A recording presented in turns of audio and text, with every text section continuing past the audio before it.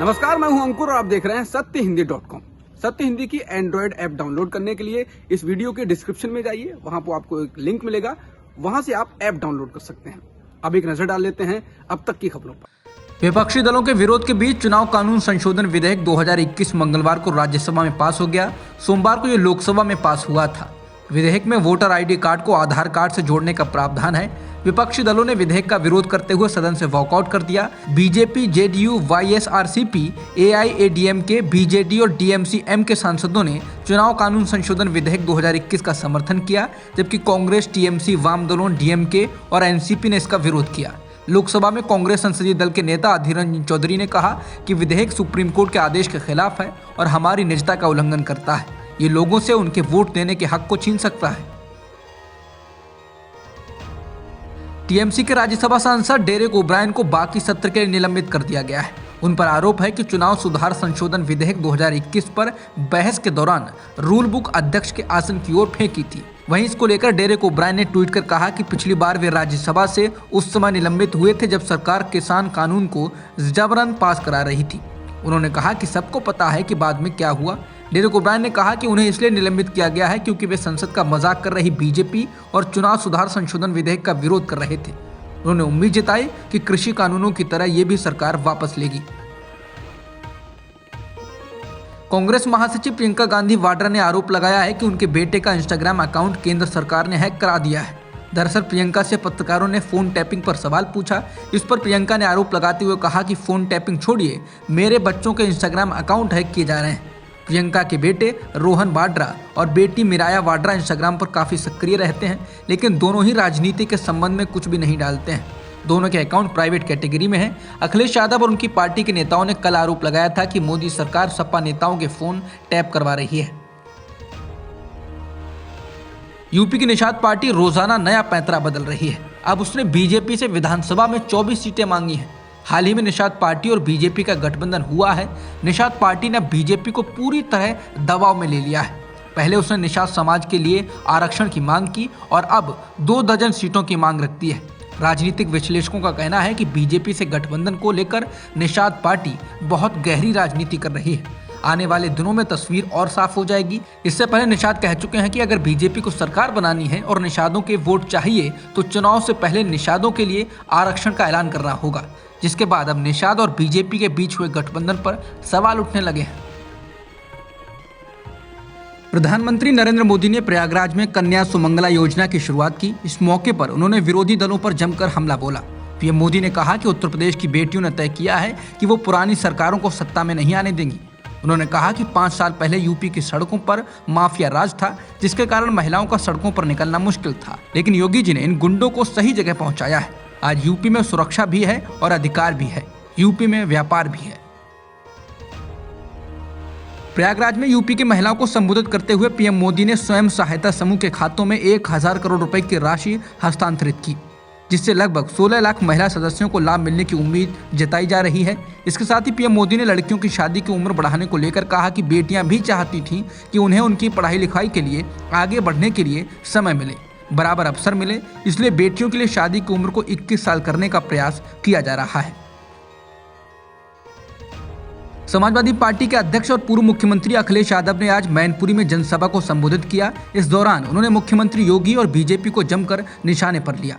अखिलेश ने कहा कि बाबा की सरकार में कानून व्यवस्था फेल है। 100 नंबर से 112 कर पुलिस का कबाड़ा कर दिया। खाद की चोरी इस सरकार ने की। भाजपा के लोग गरीबों के हक पर डाका डाल रहे हैं। ये उपयोगी सरकार नहीं, अनुपयोगी सरकार है। नाम और रंग बदलना सरकार का काम है। मैनपुरी में उमड़ी भारी भीड़ को संबोधित करते हुए अखिलेश यादव ने कहा कि आज उनके साथ अलग अलग रंगों के दल हैं। उन्होंने आयकर विभाग की छापेमारी को लेकर कहा कि जैसे ही चाचा यानी कि शिवपाल सिंह यादव को साथ लिया तो जांचें होने लगी। उन्होंने कहा कि आने वाले विधानसभा चुनाव में भाजपा को ऐतिहासिक हार मिलेगी। उन्होंने कहा कि दिल्ली से जांच अधिकारी भेजे हैं, लेकिन हम समाजवादी डरने वाले नहीं हैं। अखिलेश यादव ने मैनपुरी में जनसभा को संबोधित करते हुए पीएम मोदी और बीजेपी नेताओं की रैलियों पर भी तंज कसा और कहा कि आज जो लोग इतनी बड़ी संख्या में मैनपुरी में आए हैं, ये सब खुद और एक दूसरे के सहयोग से आए हैं।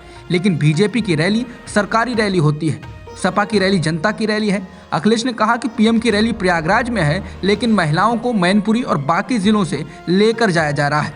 अखिलेश ने कहा कि ऐतिहासिक रैली बता रही है कि भाजपा की ऐतिहासिक हार होगी। देश के अलग अलग राज्यों में हो रही मॉब लिंचिंग के बीच झारखंड में इसके खिलाफ विधेयक पास कर दिया गया है। आज झारखंड विधानसभा में शीतकालीन सत्र की समाप्ति से ठीक एक दिन पहले the Jharkhand prevention of mob violence and mob lynching bill 2021 को बहुमत से पास कर दिया गया। इस विधेयक के तहत मॉब लिंचिंग के दोषियों को उम्र कैद और 25 लाख रुपए के जुर्माने का प्रावधान है। सरकार के अनुसार इससे मॉब लिंचिंग की घटनाओं पर रोक लगेगी। अब ये विधेयक को राज्यपाल की मोहर लगना बाकी है। कोलकाता नगर निगम चुनाव में टीएमसी ने एक तरफा जीत हासिल की है। टीएमसी ने 144 में से 134 सीटें जीती हैं, तो बीजेपी को मात्र 3 सीटें, लेफ्ट को 2 और कांग्रेस को 2 सीटें मिली हैं। टीएमसी को करीब 72% वोट मिला है और लेफ्ट फ्रंट को करीब 11%।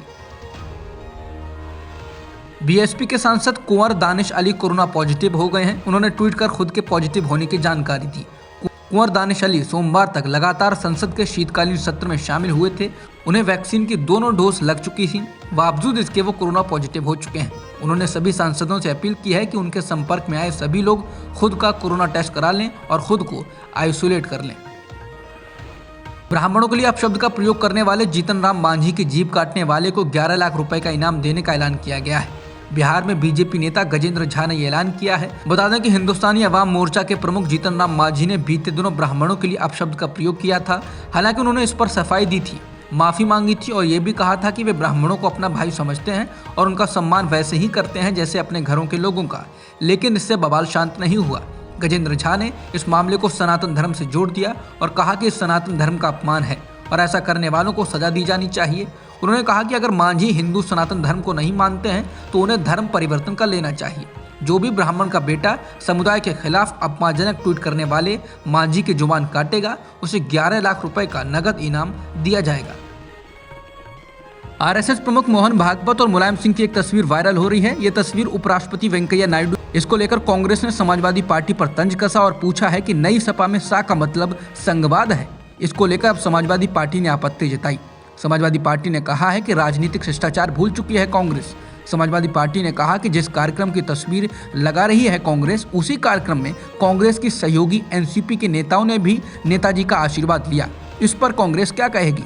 समाजवादी पार्टी ने उस तस्वीर को ट्वीट किया है जिसमें एनसीपी नेता मुलायम सिंह से आशीर्वाद ले रहे हैं। मुलायम सिंह और भागवत की तस्वीर को यूपी बीजेपी ने भी ट्वीट किया है। यूपी बीजेपी ने मुलायम सिंह यादव और मोहन भागवत की तस्वीर को ट्वीट करते हुए लिखा है, तस्वीर बहुत कुछ बोलती है। इसके बाद यूपी चुनाव से पहले इस तस्वीर को लेकर सोशल मीडिया पर रोचक चर्चा शुरू हो गई है। कोरोना वैक्सीन के सर्टिफिकेट पर प्रधानमंत्री नरेंद्र मोदी के फोटो के खिलाफ केरल हाईकोर्ट में याचिका दायर करना एक शख्स को महंगा पड़ गया। हाईकोर्ट ने उस पर 1 लाख रुपए का जुर्माना लगा दिया। अदालत ने इस केस को तुच्छ, राजनीति से प्रेरित और इस याचिका को प्रचार हासिल करने के उद्देश्य से दायर याचिका करार दिया। पीटीआई के मुताबिक जस्टिस कुन्ही कृष्णन ने कहा, ये कोई नहीं कह सकता कि प्रधानमंत्री कांग्रेस के प्रधानमंत्री हैं या बीजेपी के या फिर किसी और राजनीतिक दल के। जब एक बार संविधान के मुताबिक प्रधानमंत्री चुन लिए जाते हैं तो वो पूरे देश के प्रधानमंत्री होते हैं और ये पद देश के हर नागरिक के लिए गर्व का विषय होना चाहिए। जज ने कहा कि लोगों को प्रधानमंत्री के फोटो वाले सर्टिफिकेट को अपने पास रखने में शर्मिंदा होने की जरूरत नहीं है।